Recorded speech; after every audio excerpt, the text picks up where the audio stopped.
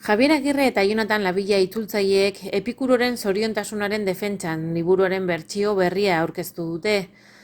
Katakrak argitaletxeak argitaratutako bertsio berriak betiko kezka eta arazo batzuei modu unibertsalean erantzuna ematen die. Badira dagoeneko 28 urte inguru, Kristina Lasak eta Javier Agirrek Epikuroren testu moralak itzuli zituztenetik euskarara lehen dabeziko aldiz bai.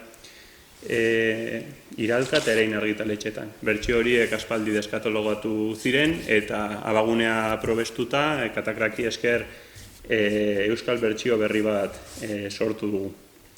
Bertsio honen berritasun nagusiak izango lirateke edoik aipatu duen moduan Pierradoren hitzaurre bat, eta baita ere Javierrek eta biok osatutako sarrera alde batetik, eta bestetik itzulitako testuei gehitu dizkiogun 60 oinuar inguru.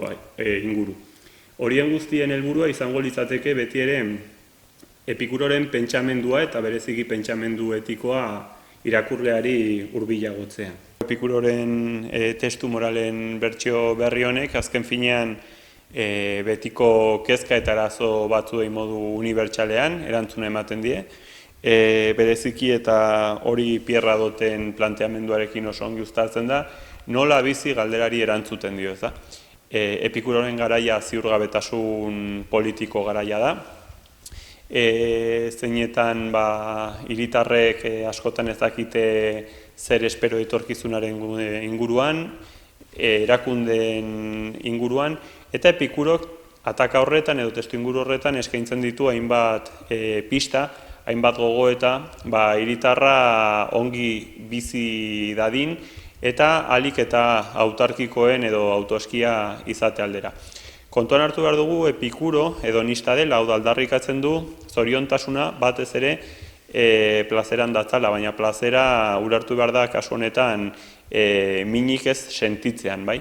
Hori kontuan hartuta, Epikurok eskaintzen dizkigu hainbat aholku, hainbat pista, ahalik eta hoberen bizitzeko. Horretarako zer egiten du? Fokoa ipintzen du lehenik eta behin desiretan, eta esaten digu desirak mugatu behar direla.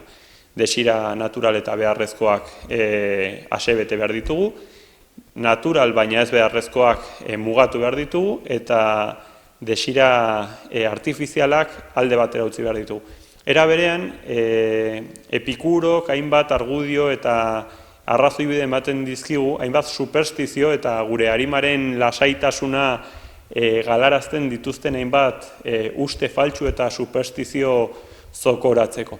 Eta horretaz gain, Epikurok ere egun premiazkoa den zerbait laguntasuna mai gainean ipintzen du, bizitza onaren gako gisa. Funtsean, jakintsu epikurearrak lagun talde batean bizi dira, beraien artean filosofatzen eta elkarri laguntza eskaintzen.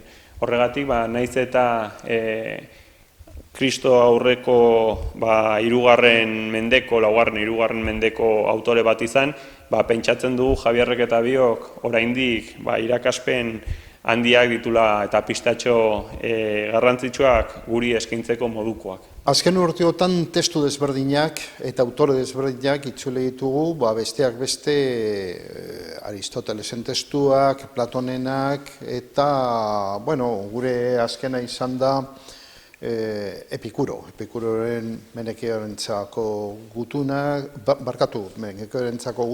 eta iritzi nagusiak. Eta orain martxan daukaguna da Platonen testu bat, orain dela gutxi itzuli genuen Platonen Lakes elkarrizketa, eta orain beste elkarrizketa beste auto batekin gaude, Lisisekin hain zuzen.